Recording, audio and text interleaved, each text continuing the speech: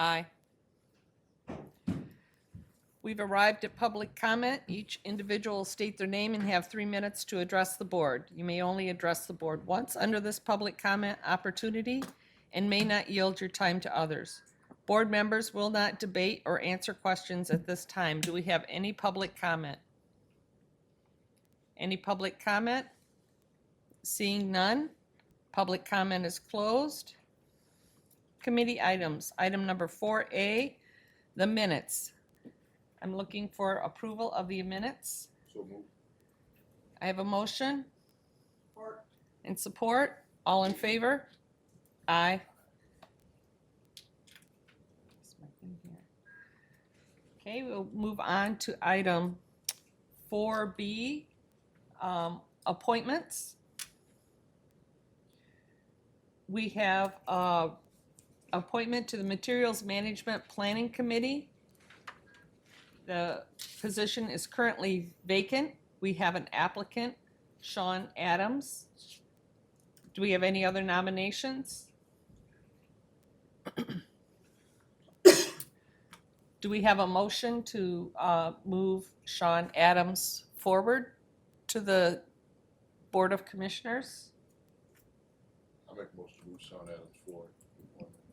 We have a motion. Support? Okay, now what? Seeing none?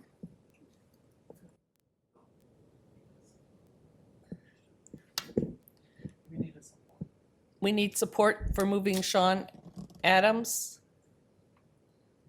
I'll support it. Okay. All in favor, say aye. Aye.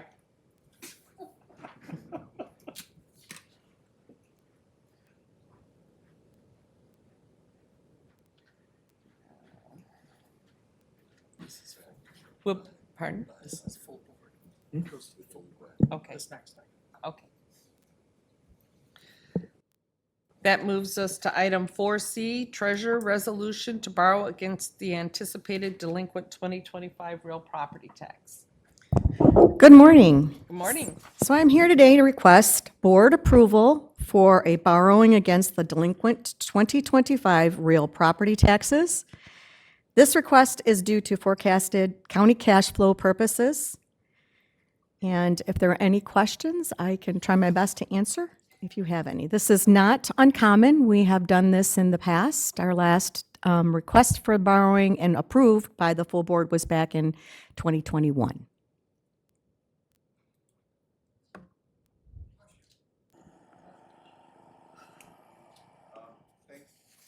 Thank you, Madam Chair. And I was going to say, I don't recall us having done this in recent years. It's only just because we've gotten to the point now in our delinquent tax fund that we need the extra cash to make the local units whole. Is that right? Partially, correct. It's county cash flow purposes. We have an upcoming debt service payments over $8 million, so it's a timing issue. Are the debt service payments related to the Verigy project?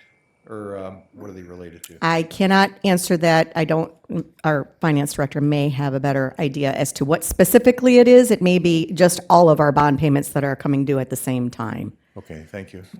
And have you got a motion yet, Madam Chair? So I would move to adopt the resolution contingent upon our attorneys approving them as to Question, I form. guess, after. I had a question. Okay, go ahead. Is this the money that is kind of tied up with the Raffaele decision? No. No, it is not. Approving as to form. It has nothing to do with the claims processes. Okay, thank you. I have a motion. Hope to achieve support, Madam Chair. Support that. I have a motion and support. All in favor to Aye. move this?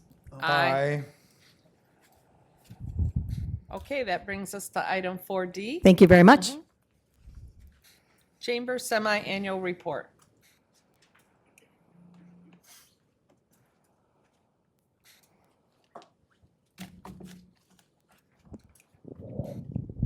Good morning.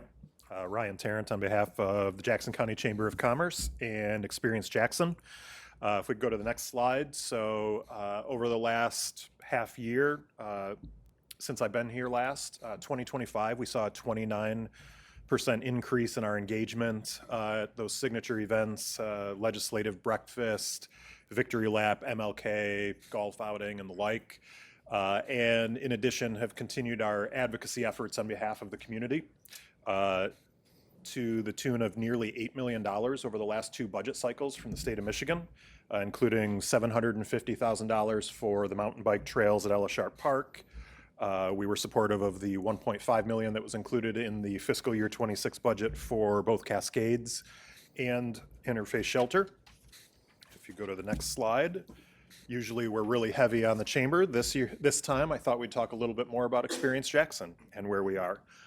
So over the last 18 months or so, we've seen some increases in our hotel occupancy. While business travel still continues to be down from pre-COVID levels, occupancy over the last 12 months in 2025 was actually 3.8% change in the positive. So we're sort of in this growth trend right now. And as an industry, generally, what we know is when you hit 60% occupancy, hotel developers start to look at your market as somewhere that they may want to expand and build a new hotel. When you hit 65, we've been told they're definitely coming. And so, we've started to trend back toward that. Pre-COVID, we had built 3 new hotels just prior to COVID that opened. And so took us a little bit longer because of the pandemic to absorb that. But now are back on the right path as far as bringing in visitors to the community. If you go to the next slide. So some of the marketing efforts in the public that we've done over the last few months, there's a typo here. Actually, 2 weeks ago, we hosted an in-person at the Michigan Theater offering with 26 Digital. So this is a series of webinars that will take place over the course of this year that is free to all Jackson County small businesses to help them ramp up their own marketing efforts, because the marketing that we're doing as Experience Jackson is only helped and kind of buffered by what our businesses are doing. So we wanted to offer that to them as a free service. We had more than 100 attendees in person for that. There will be 9 additional webinars focusing on, social media and advertising and all of the different components of marketing. In addition, we've created a partnership with Storyville. And so these are human-centered stories, which are a little bit different maybe than what you think of as traditional marketing, where you're advertising a sale or an amenity. If you go to the next slide, wanted to highlight the Village Peddler.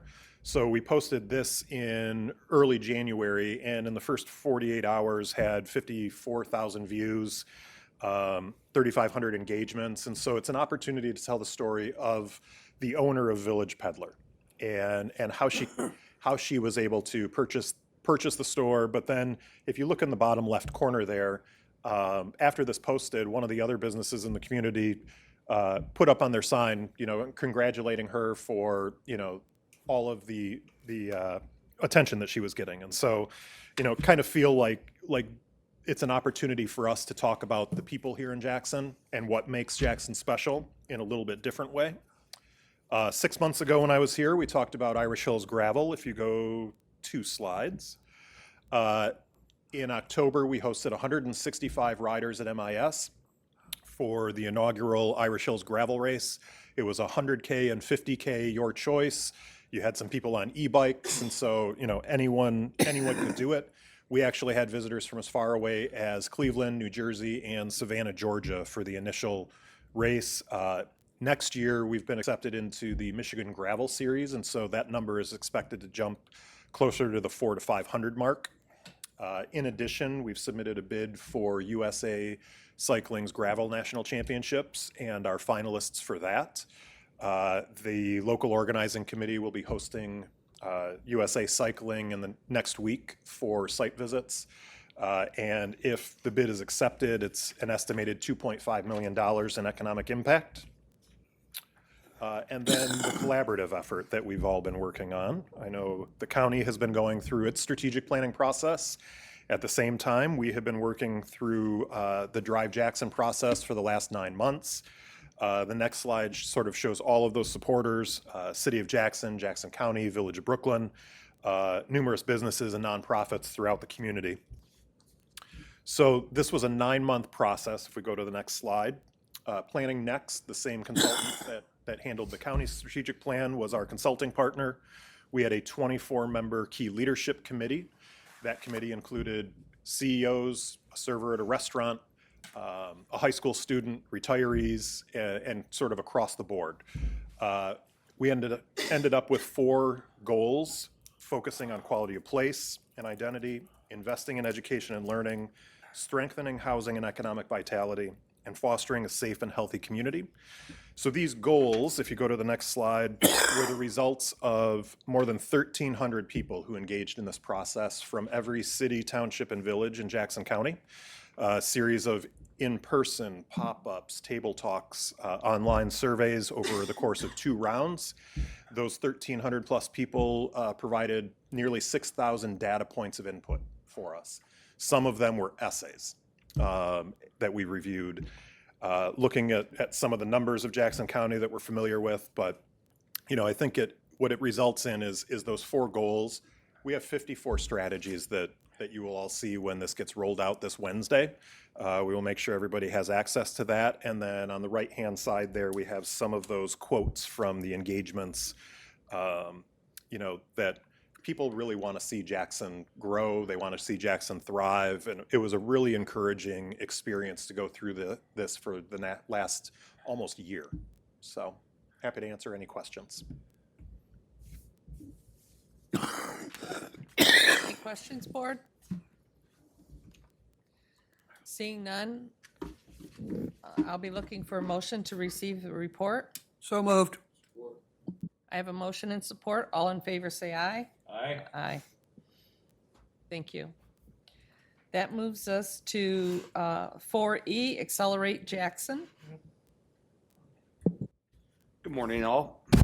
Turn this back my way. Morning, everyone. So it has been about 6 months since we have been in here as well, and we have had several changes at our organization. Maybe most visibly, our former Vice President, Debbie Kelly, who had been with us for about 26 years, left to pursue another opportunity. And so we have had some staffing changes at the organization. I would like to take just a brief moment to introduce Marcia Geborowski as our new Director of Economic and Community Development, sitting back here beside me. We've also brought on Heather Hollick, another local individual, as a part-time data entry clerk here at the organization as well. So back up to being fully staffed and off to the races. Existing business support, business retention visits in 2025. We finished a year with 107 unique business retention visits. Our number of business visits over the course of the year is obviously much greater than that, but we only count a visit to a unique business as one of those. And so many of the companies that we visit, that we've worked projects with or that we have ongoing projects with, we may be with them 5-6 times throughout the course of the year, but 107 unique businesses. And that's actually one of the things that Marcia, as we brought her on staff, a long track record in economic development in the state of Michigan, and she's going to lead those efforts for us going forward. New from when I was here last, we have a new economic development services contract with the city of Jackson. And so for the first time in about 15 years, Accelerate Jackson County, or our predecessor organization, the Enterprise Group of Jackson County, is now serving all of the communities of Jackson County in the economic development capacity. It's something we're very happy about that we were able to bring to fruition. Several partnerships. Ryan obviously went before us and talked the last part of his presentation about Drive Jackson. We have been one of the partners on the Drive Jackson initiative, and we are excited to see the full rollout of that plan this week, with one of those pillars specifically around economic vitality and housing, and something that we have really started to embrace over the last year. And so I love there being such a large focus of one of the four main goals of the plan, specifically around traditional economic development things. And so we're excited to see where that goes as we cast this vision for the next 20 years of Jackson County. Onto marketing, hit a couple of our marketing efforts. We really doubled down in 2025 last year on some of our external marketing, partnering with some of the local buildings and sites that we have listed here in Jackson County to do an ad in Cranes, Detroit, with Phil Morgan on the 2021 Wellworth Avenue building. We did a postcard mailer out to our site selector list. Site selectors, as you know, is who we market a lot of our efforts to, corporate real estate folks that bring us opportunities for new projects. We hosted our second FAM tour in 2025. Again, we partnered with Lenawee County on that and around the Firekeepers 400. So we brought a handful of consultants in. They spend a day in Jackson County getting to kind of see, experience what life is like in Jackson County. We partnered with Orbit Forum this year, and so spent a little bit of time at Orbit Forum, took a tour through that, got to see a couple of restaurants and that kind of thing throughout the day. And then we do a day in Lenawee County, and then we culminate with that at the race. Internally, we ran several ads in Jackson Magazine, including we had a cover feature for Accelerate Jackson County in October, and also partnered with Bart Holly and as well as the morning show with JTV. Something new that we launched in 2025 as well was our Manufacturing Matters Jackson podcast. So JAMA, Olivia Steele, the president CEO of JAMA, and I started ideating in 2024 about what this would look like, of how do we celebrate and support the manufacturing industry that is so critical to Jackson County.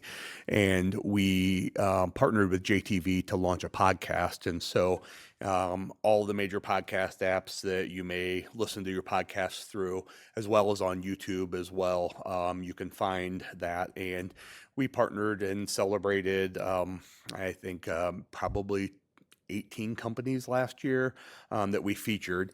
Something that was new for 2026 in January, in partnership with JTV, our Manufacturing Matters Jackson podcast turned into a television show.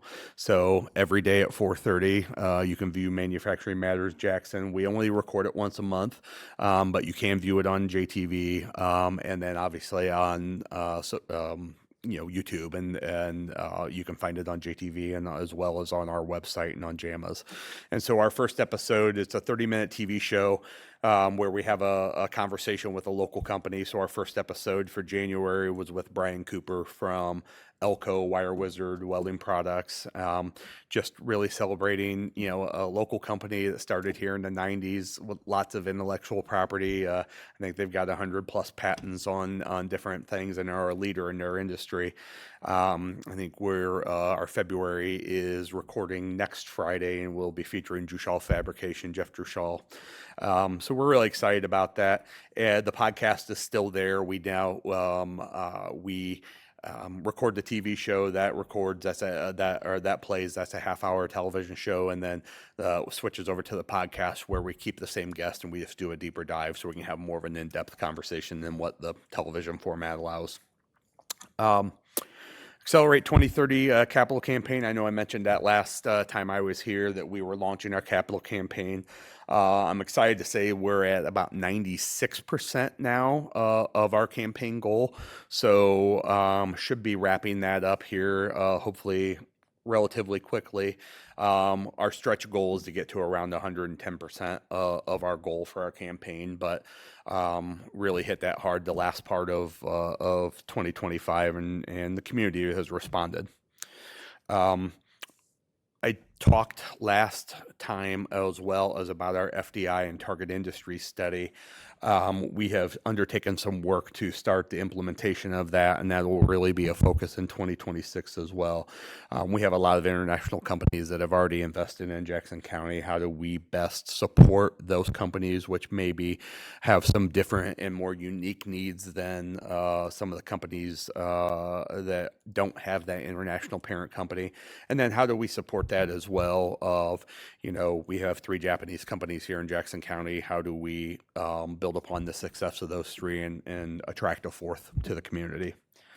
Have been working on Jackson Technology Park North and Blackman Township with Lewis 1884 Investments. They have a 90,000 square foot building that is under construction right now. 24,000 square feet of that building is already committed and pre-leased. We have an additional 66,000 square feet of spec space that we're partnering with Lewis 1884 and Blackman Township to market to when that comes online, which I think it has an occupancy date of July 1st to be able to try to get that pre-leased to have that 66,000 square feet, and so that we can potentially replicate that and go forward with another building. Jackson County Housing Collaborative continues to move forward. We hosted the director of the Michigan Land Bank at our last meeting. And one other thing I'd hit on is one aspect of our organization that sometimes gets maybe not as much attention is the Apex Accelerator. We host the South Central Michigan Apex Accelerator here in Jackson County as we were compiling our annual report for them. They gave us some numbers. The Apex Accelerator, which helps with contracting, state, local, primarily federal contracting, and primarily through the Department of Defense, since it's the biggest purchaser of goods in the world. They've helped 57 Jackson County clients over the last 5 years obtain almost 1,900 contracts with a value of approximately $155 million. So pretty proud of the work that that organization does as well, and they are part of Accelerate Jackson County. Happy to answer any questions. Any questions from the board? Seeing none, I'll entertain a motion to accept the report. So moved. I have a motion and support. All in favor, say aye. Aye. Aye. Thank you. Opposed? Motion carries. Forward. Okay.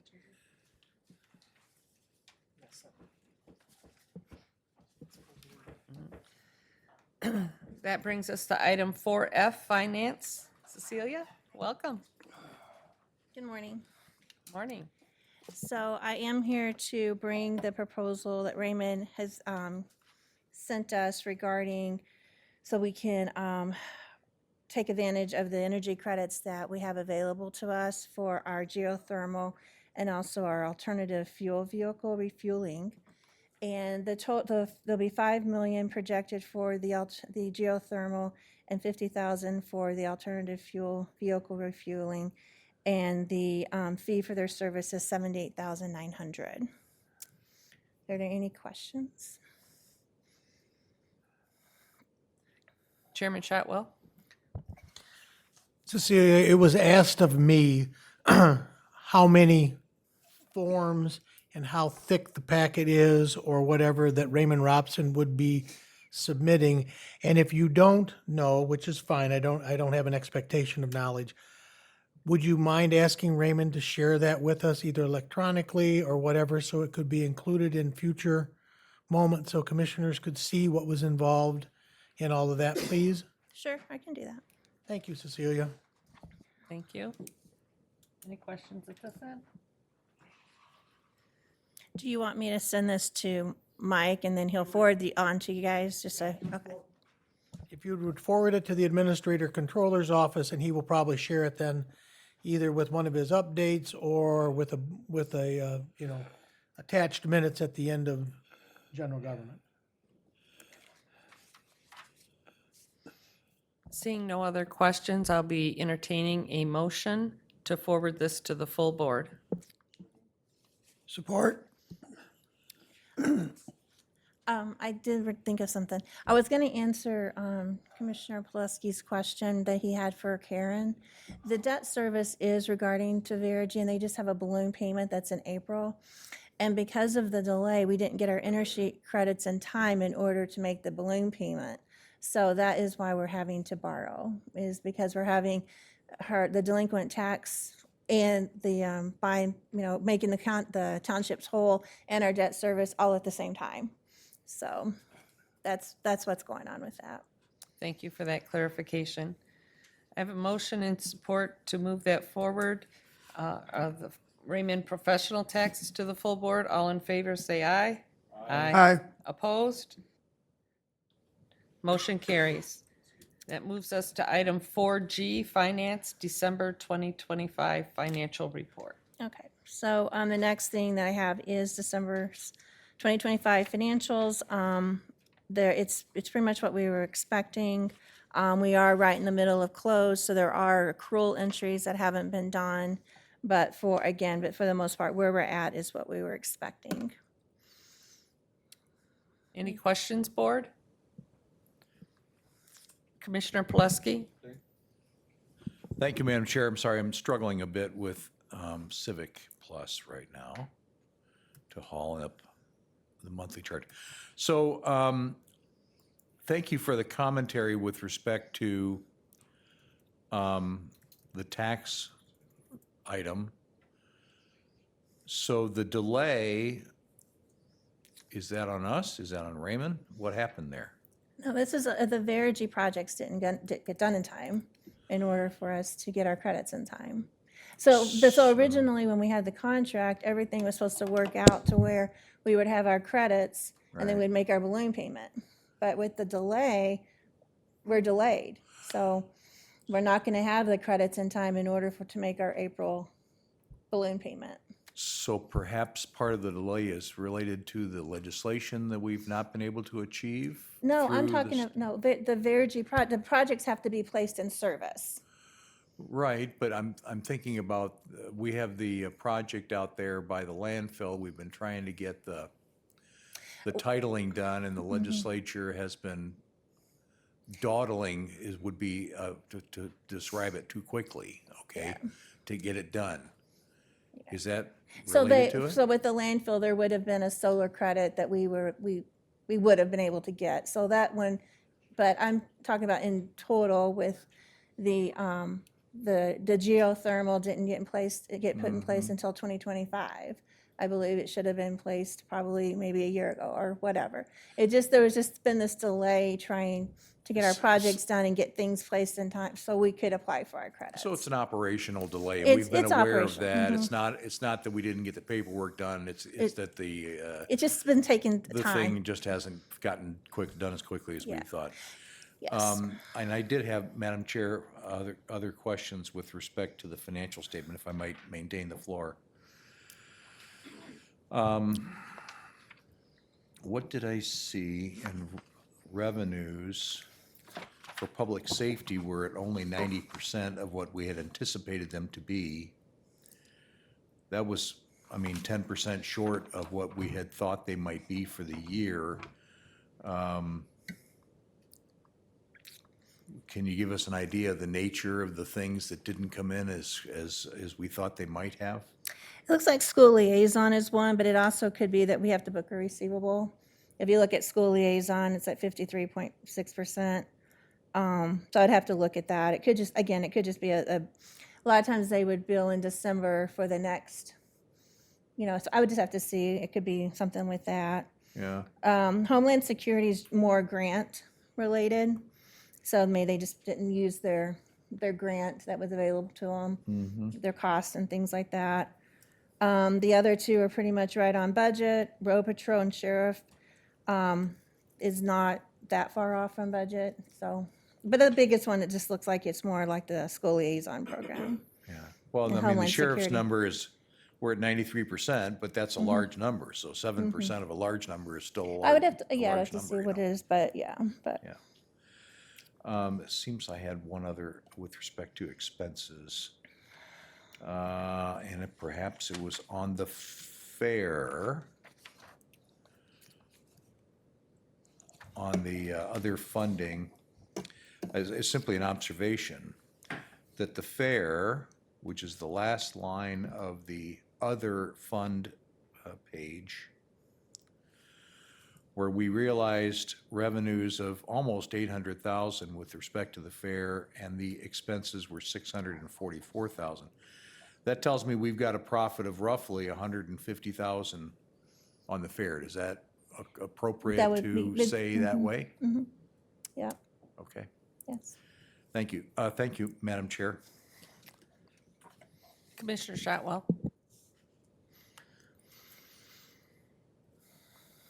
The Verigy project, the best way to describe it is a multitude of sins of being mature property. If we were to greenfield this project on brand-new buildings, life would have been much easier. At the jail, we found a foundation inside the parking lot that didn't exist on any records anywhere. This building here, we found a river that flows underneath us that involved us to be able to deal with that. And with that, that took some engineering issues. The project at the landfill also was part of all that. So a lot of all of this delays that we've occurred, while are not just Verigy's fault, some of them also have to do with state and federal regulations. And also some of the other budget shortfalls or changes are due to the fact that the federal government and the state government have been wrestling over expenses and whether or not they're going to issue checks and things like that to us on time. Just to make everyone aware that there's a lot of balls that are being juggled right now financially. It's anticipated that we're going to get everything and we'll be made whole all along the way. But it has become, whether it's even structural like this building or at the airport where it was, somebody got the wrong part in and so we couldn't turn the solar panels on as fast as we wanted to. So yeah, so there's a whole lot of different issues that have gone on. Madam Chair, thank you. Thank you. Yeah. Seeing none. To receive the report. Thank you. I have a motion and support to receive the report. Support?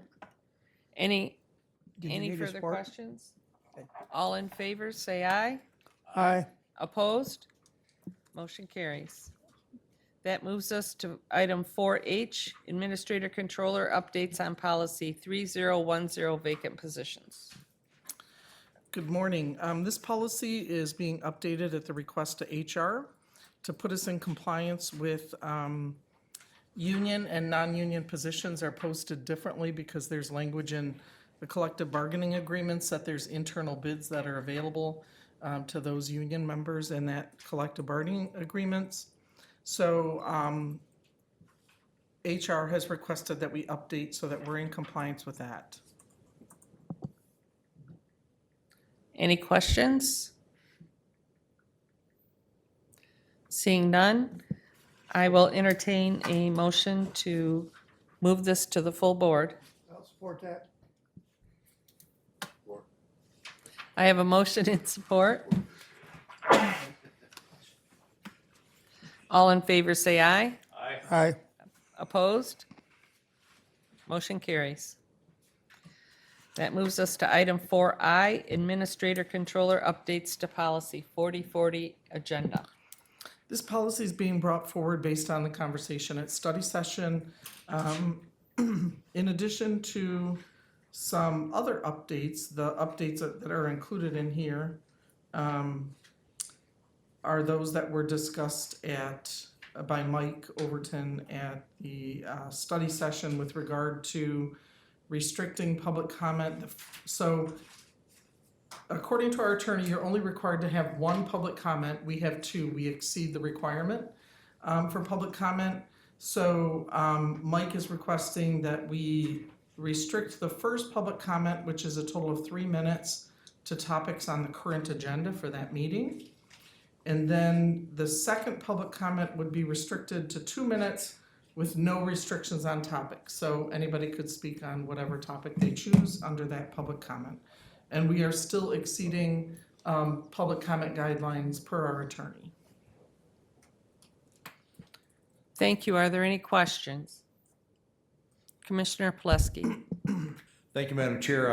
I always like to let leadership know if I'm going to be a no on a vote, and I'm going to be a no on this.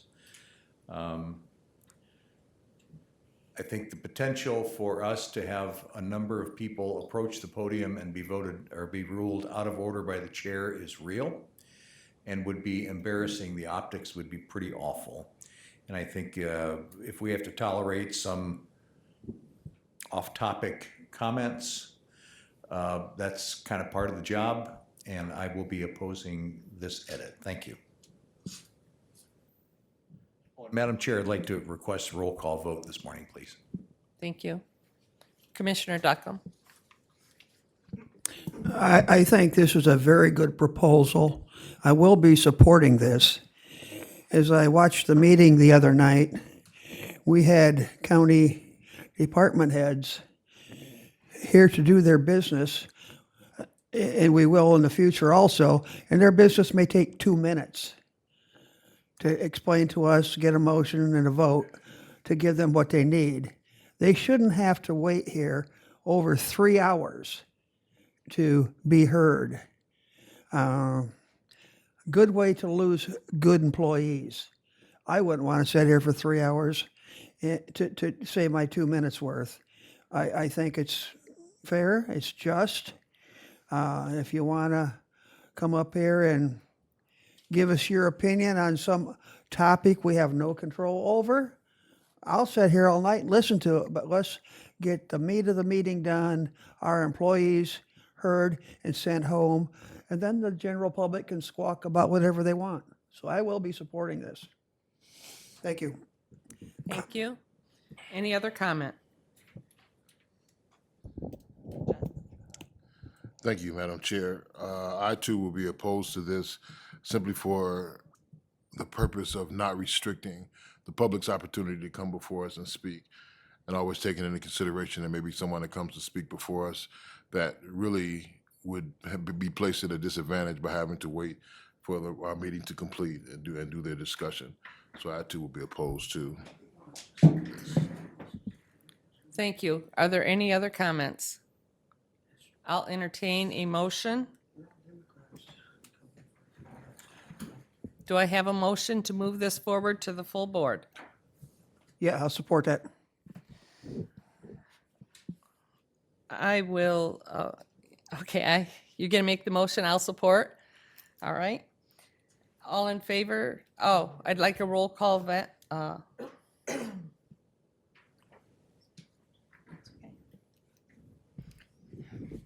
Commissioner Pileski, No.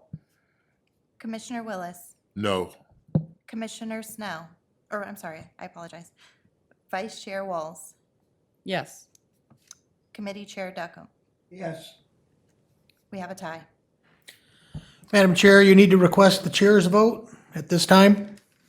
Okay. Could I have the vote of the chair, please? I'm a yes. Motion carries 3-2. Okay, we'll move this to the full board and we'll re-examine it at that time.